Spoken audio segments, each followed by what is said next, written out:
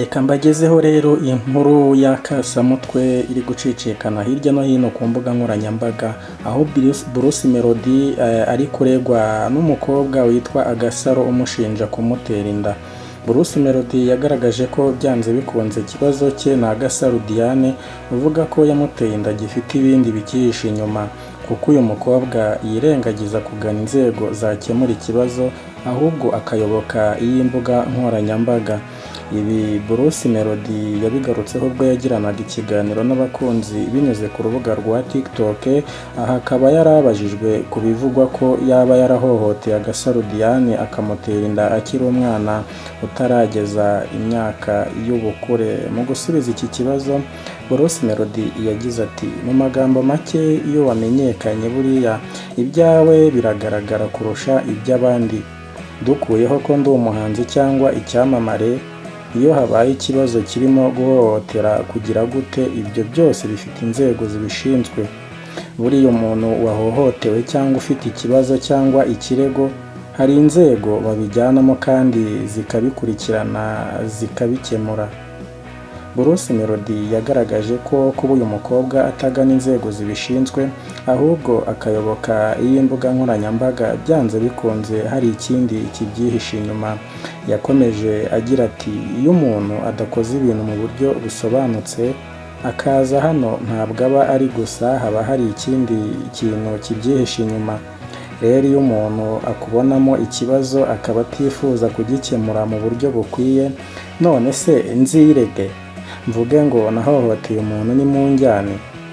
Ikintu cyonyine ubu nabikorera ni ukubyihorera, hagira uzongera kubimbaza nkamwihorera simusubize. Bruce Melody avuze kuri iki kibazo mu gihe hashize iminsi mike Agasaro Diane usigaye atuye i Kampala avuze ko ari mu myiteguro yo gutaha mu Rwanda kugira ngo akurikirane ikirego cye mu buryo bw'amategeko.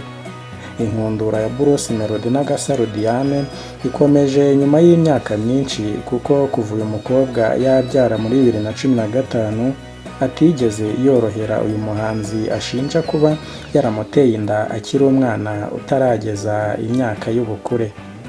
Tukiva kuri iyi nkuru rero ya Bruce Melody n'Agasaro Diane umumereye nabi, reka twigire ku itsinda ryitwa Sauti Sol. Itsinda ryamamaye mu muziki wa Kenya muri Afurika nzima.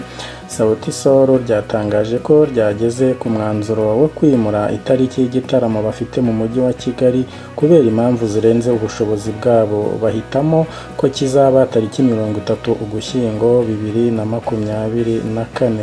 Basohoye itangazo rivuga ko igitaramo cyabo bise Kigali Pere Patri bari kuzakora ku itariki 18 Ukwakira 2024 bakimuriye tariki 30 Ugushyingo 2024 mu rwego rwo gushyira ibintu ku murongo neza, ariko kizabera muri Kigali Universe nk'uko byari byateganyijwe mbere. Bagiye bitabira ibirori mu bihe bitandukanye bagataramira abanyarwanda, ndetse nko muri 2022 bahawe umwanya wo kwita izina abana b'ingagi. Bategura iki gitaramo muri Kigali bari bihuje n'umuhango wo kwita izina wari kuba tariki 18 Ukwakira 2024, ariko RDB iherutse gusohora itangazo ivuga ko wasubitswe kandi ko itariki yindi ibi birori bizaberaho izatangazwa mu gihe kiri imbere. Iki gitaramo kandi Sauti Sol yagiteguye mu rwego rwo kurangiza kontaro cyangwa se contract bari bafitanye n'abantu mbere y'uko bashyira akadomo ku rugendo rwabo mu muziki. Byari biteganyijwe ko bitabira umuhango wo kwita izina kuri iyi nshuro ya 20 kandi bagataramira abantu tariki ya 18 Ukwakira 2024 muri Kigali Universe. Bitewe n'uko RDB yasubitse umuhango wo kwita izina, byatumye Sauti Sol ikomeza gahunda yari yihaye, ariko bahitamo kwigiza imbere iki gitaramo. Bamwe bakavuga bati byaba ariyo ntandaro yo kuba barakigije inyuma se. Sauti Sol izahurira ku rubyiniro na Mike Kayihura, Ariel Welizi, DJ June, Nicola Pex ndetse na DJ Sonia.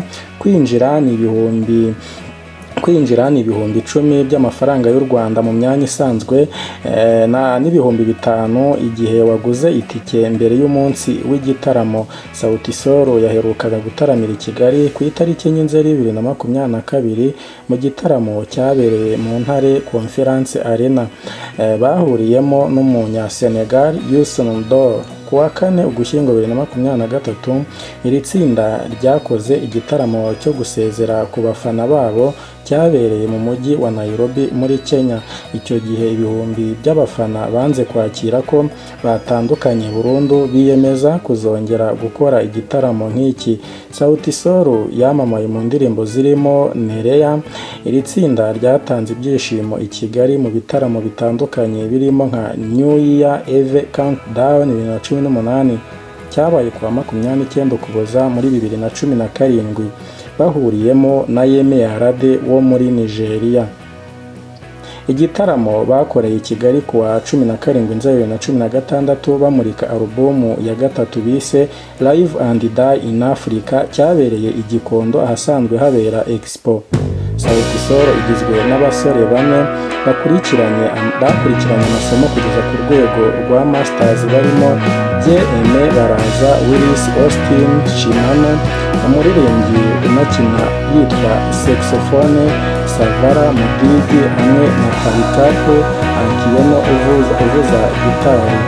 Iri tsinda rifite amateka akomeye mu ndirimbo nyinshi zakoze benshi ku mutima nka Mapacha, Blue Uniform, Isabella, Live and Die in Africa, Nerea na Unconditional Love.